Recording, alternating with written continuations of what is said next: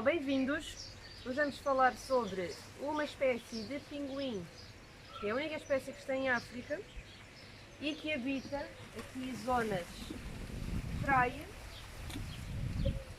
zonas rochosas, zonas de costa, pequenas ilhas. Portanto, esta paisagem aqui representa um bocadinho o habitat deste animal, que é o pinguim.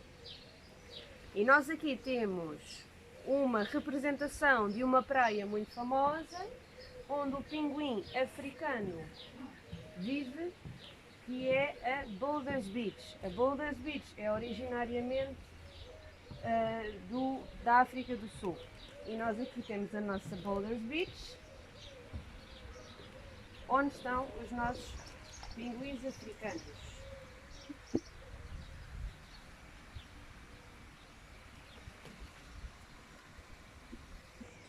Os pinguins são de um grupo de animais que são as aves.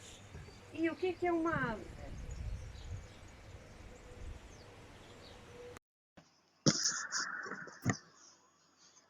Ora, as aves são animais característicos por terem o corpo coberto por penas, têm normalmente asas e bico, não é? Sendo que as asas das aves nem todas servem para voar, põem ovos, são ovíparas, não é? São normalmente bípedes, como nós, portanto andam em duas patas em vez de andarem em quatro, como por exemplo os mamíferos. E têm reprodução sexuada, portanto precisam sempre de uma célula feminina e de uma masculina para fecundar. Quer dizer que precisam também de um macho e de uma fêmea. Vamos ver aqui algumas adaptações do pinguim ao seu meio ambiente. Portanto, em primeiro lugar, ele faz parte do grupo das aves marinhas, está adaptado para viver em zonas marinhas. Está bem? Tem também as asas adaptadas, não para voar, porque eles cá fora d'água são um bocadinho desajeitados até, mas dentro d'água são muito ágeis porque as suas asas são para nadar. E então eles até conseguem chegar até aos 25 km por hora dentro d'água, com a ajuda destas asas maravilhosas para nadar, e também com o facto de terem um corpo fusiforme. As pernas têm uma característica importante porque elas são impermeáveis, quer dizer que não deixam passar a água. Imaginem, se eles tivessem penas permeáveis, depois o que acontece? Eles ficavam com frio, não é? E então têm penas impermeáveis que secam um bocadinho mais rápido e que conseguem proteger das temperaturas frias da água, não é? Tem também esta plumagem branca e preta, e isto é assim uma adaptação a fugir dos predadores. Isto porquê?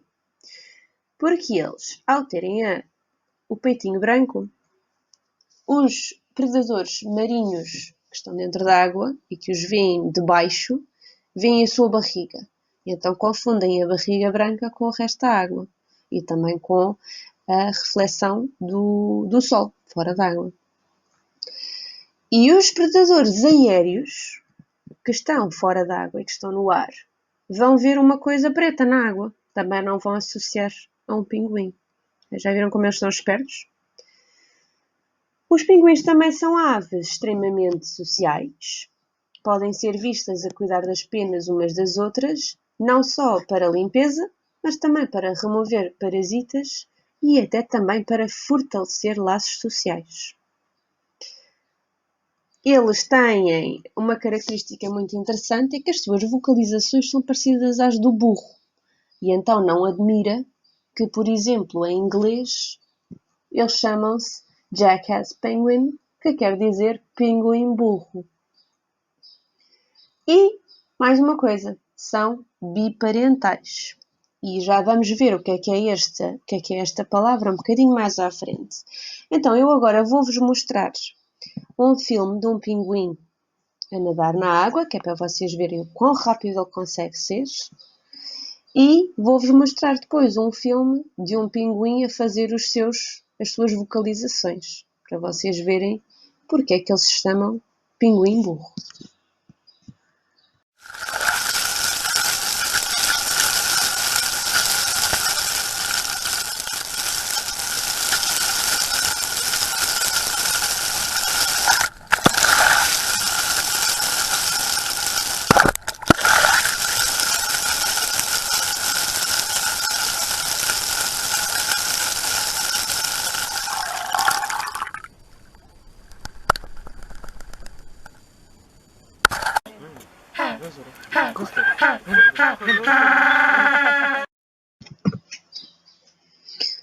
Viram como eles são super rápidos dentro de água? Este filme foi muito engraçado porque é mesmo a perspectiva de um pinguim, porque foi um projeto científico em que eles puseram uma câmara nas costas de um pinguim. Então a gente consegue mesmo ver quão rápido eles nadam. E o segundo filme dá perfeitamente para notar porque é que ele se chama Pinguim Burro. Tem estas vocalizações muito parecidas com um burro.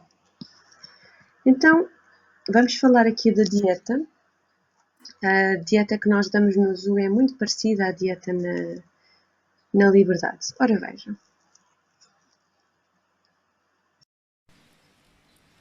Tá?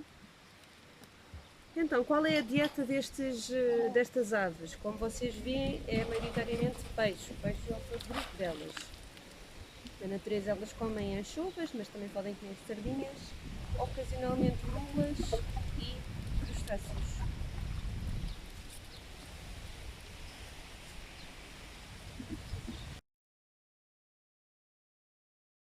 Porquê é que este pinguim se chama também pinguim de Magalhães? Porque foi o nosso explorador Fernão Magalhães que em 1520 avistou pela primeira vez este pinguim nas suas viagens. Tá bom.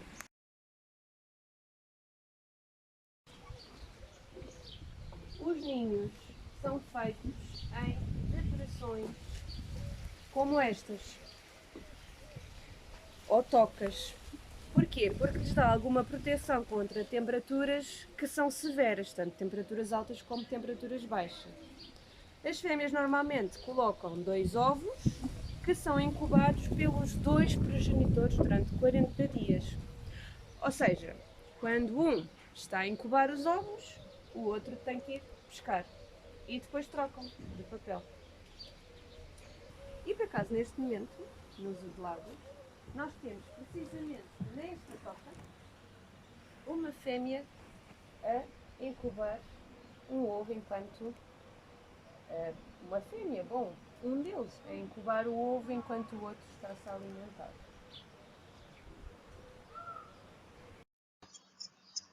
Então, perceberam a questão da biparentalidade, de eles serem biparentais? Os pinguins são como nós seres humanos. Os 2 progenitores cuidam da descendência, em vez de ser só um. Ou seja, quando eles estão a incubar o ovo, ou quando já têm as crias cá fora, porque as crias não são autónomas logo quando nascem, ainda ficam uns meses com os progenitores até serem independentes. Então, vamos falar aqui das ameaças. Estes pinguins, infelizmente, estão muito ameaçados. Estão considerados em perigo de extinção. E eles têm ameaças que podem ser de fonte natural ou de fonte humana. Vamos ver as naturais.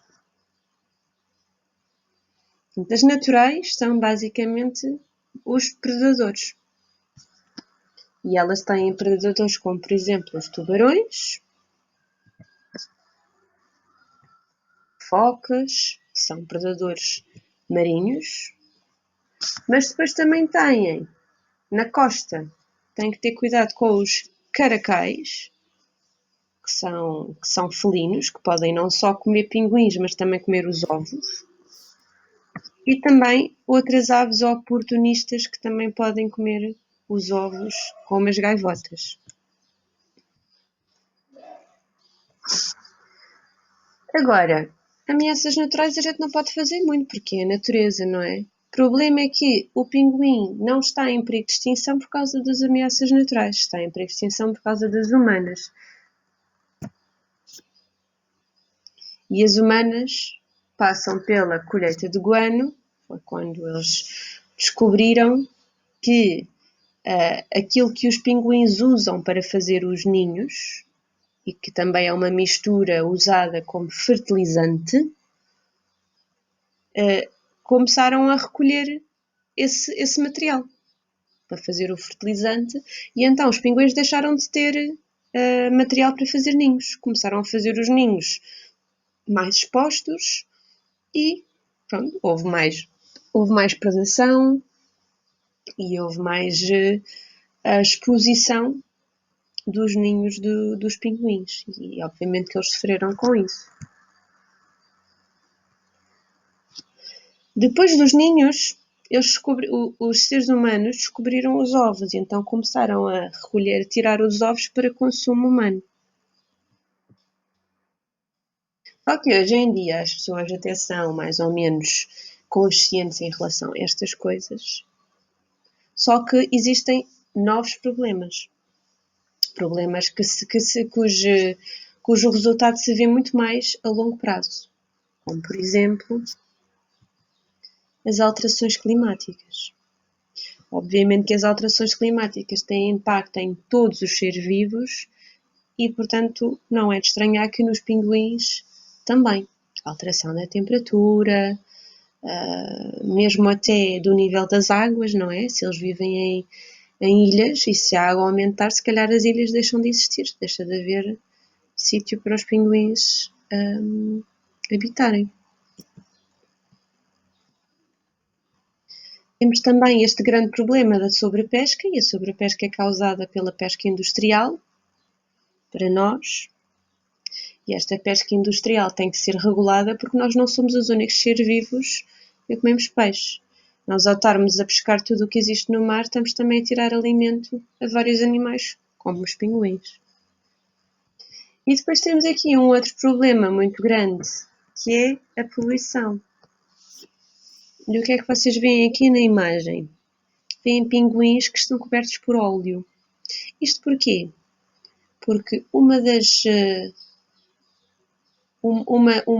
dos fenómenos de poluição que afeta muito as aves marinhas são os derrames de óleo das petrolíferas.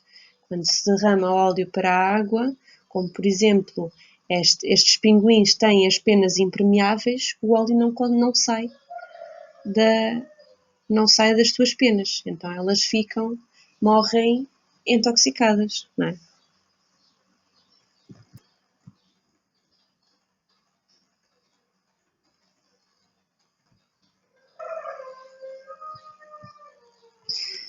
Mas não desesperem, porque já existem algumas pessoas que estão a fazer alguma coisa. Por exemplo, os zoológicos.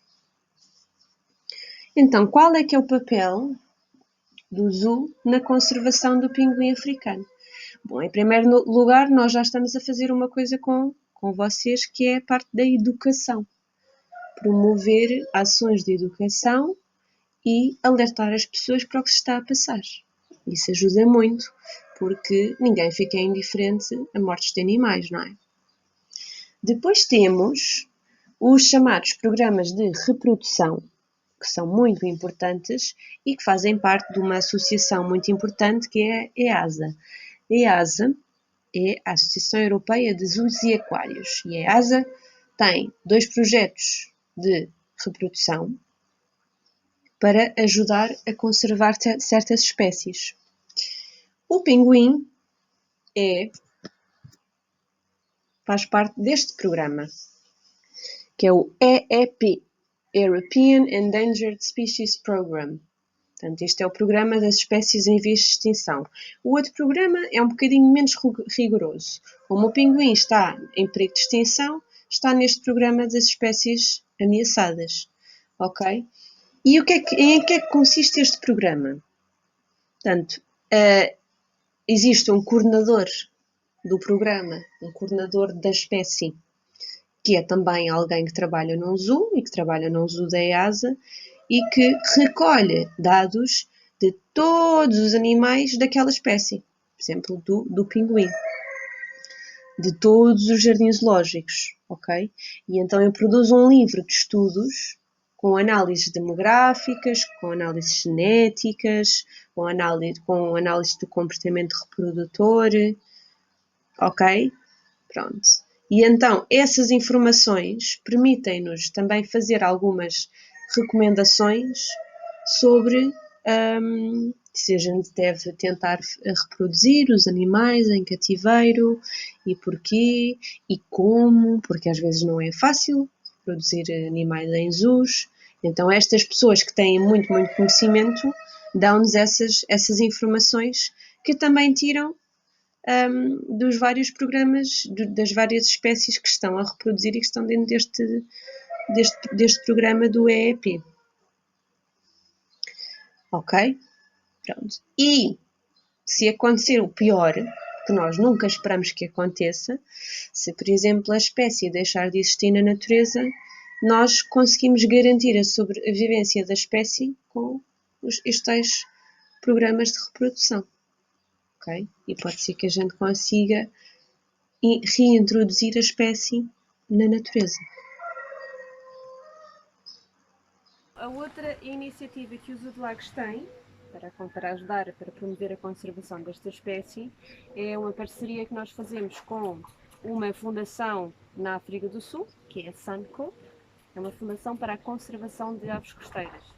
Esta fundação trabalha em várias frentes, como por exemplo resgate, reabilitação, monitorização dos ninhos das aves marinhas, trabalho com populações locais, isto para evitar um dos grandes problemas que existe na África do Sul, que são os derrames petrolíferos no mar e que atingem gravemente os pinguins. Então nós no zoo não só recolhemos donativos para esta fundação, para ajudar a manter os projetos da SANCO, mas também sensibilizamos o nosso público para o trabalho feito por eles no que toca à conservação desta espécie. Espero que tenham gostado desta aula sobre os pinguins. Entretanto, o zoo já abriu, portanto já nos podem vir visitar aqui à nossa Boulders Beach. E se ficarem em casa, se não tiverem escola, fiquem em casa, só continuem a estudar. E até breve.